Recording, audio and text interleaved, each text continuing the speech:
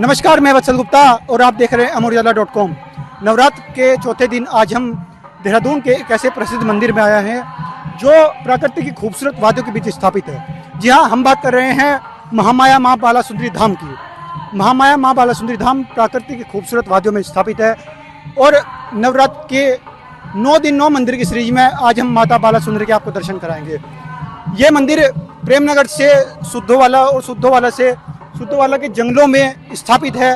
देहरादून से करीब 12 से 13 किलोमीटर की दूरी पर यह मंदिर स्थापित है और मंदिर की मान्यता है कि मंदिर में जो भक्त सच्चे मन से अपनी मनोकामना लेकर आते हैं, माँ बाला सुंदरी उनकी मनोकामनाएं पूरी करती है। मंदिर के इतिहास की अगर हम बात करें तो मंदिर का इतिहास काफ़ी पुराना है और एक जोत से मंदिर का इतिहास जुड़ा हुआ है कि जो जोत यहाँ से नहीं उठी थी उसके बाद इस मंदिर को यहाँ पे स्थापित किया गया था और आज भी बड़ी संख्या में भक्त पहुँचकर मंदिर में दर्शन करते हैं और माता बाला सुंदरी से अपनी मनोकामनाएं मांगते हैं।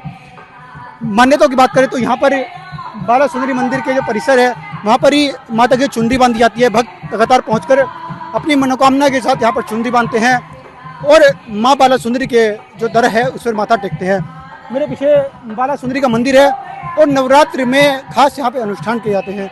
अभी दुर्गा सप्तशती के पाठ के साथ ही भजन कीर्तन यहाँ पर चल रहा है और अनेक धार्मिक अनुष्ठान नवरात्रि में किए जाते हैं। आइए आपको दर्शन कराते हैं माँ बाला सुंदरी। मंदिर की प्रधान ओम कुमारी जी हमारे साथ मौजूद हैं।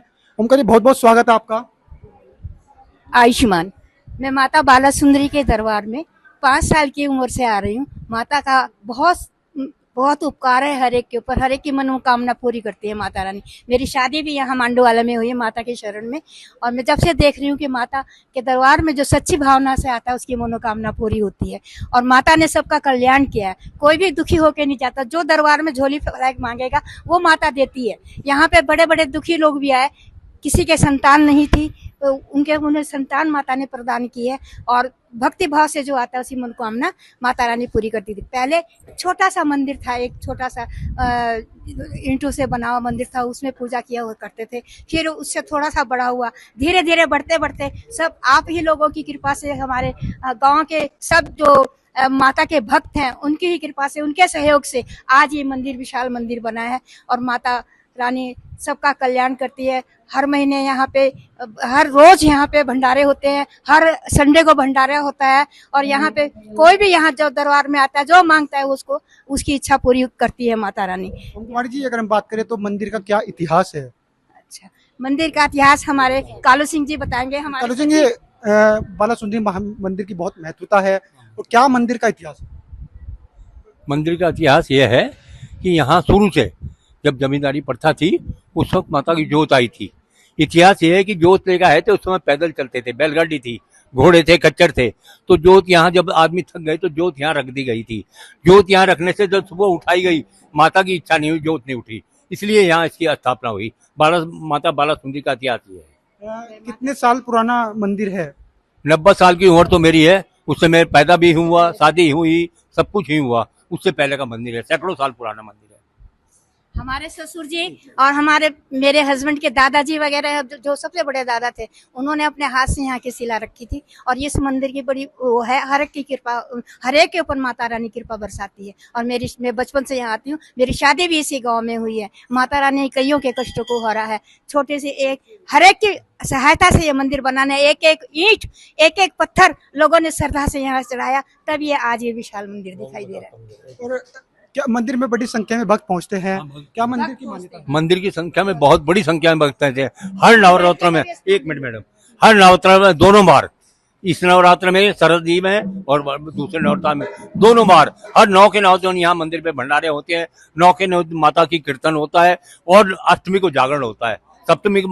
सप्तमी काली माता की पूजा होती है। इस तरह से हर नवरात्र में यहाँ रोज डेली माताओं बहनों का कीर्तन होता है। उसके बाद अष्टमी को जागरण होता है, रात्रि जागरण होता है। हर दोनों नवरात्र में ये परंपरा शुरू से चली आई, जब से हम पैदा हुए तब से परंपरा है।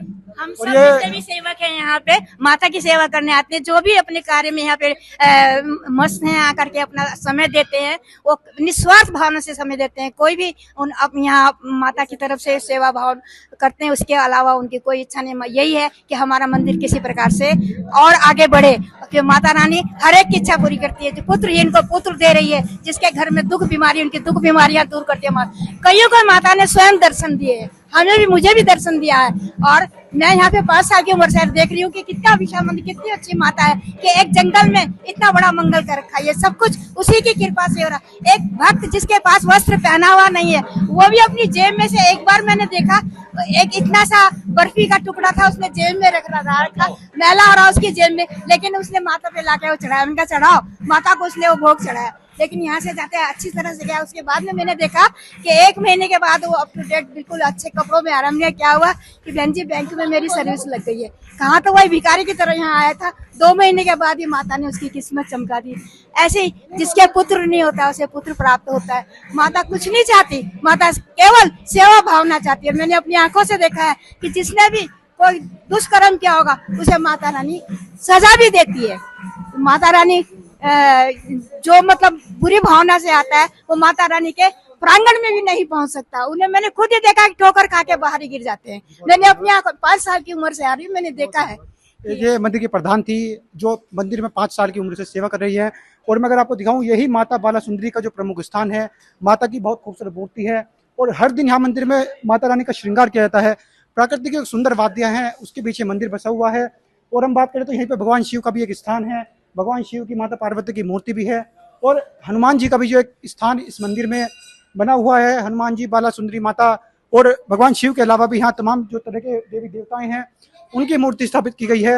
आप देख सकते हैं कि यहाँ राधा कृष्ण समेत तमाम जो देवी देवता हैं उनकी मूर्ति स्थापित की गई है। बिल्कुल भगवान श्री राम की मूर्तियाँ, भगवान श्री राम दरबार का यहाँ पे स्थान है। और माना जाता है कि बाला सुंदरी माता जो भक्तों की मनोकामनाएं हैं वो पूरी करती हैं। और जो भक्त यहाँ पे अपनी कष्ट लेकर आते हैं, अपनी मान्यताएं हैं, जो मंदिर की तमाम तरह की जो वो चीजें हैं उनको सभी को पूरा करती है।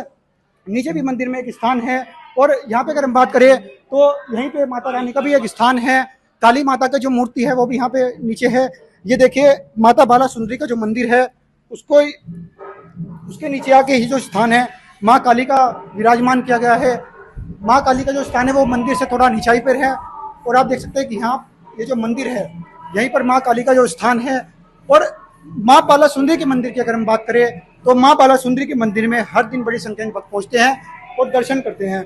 उसके अलावा की अगर हम बात करें तो मंदिर में भगवान शिव का भी स्थान है। और मंदिर में की बात करें तो हम मंदिर में जो मान्यताएं हैं यहाँ की वो बड़ी निराली है, वो बड़ी अलग हैं।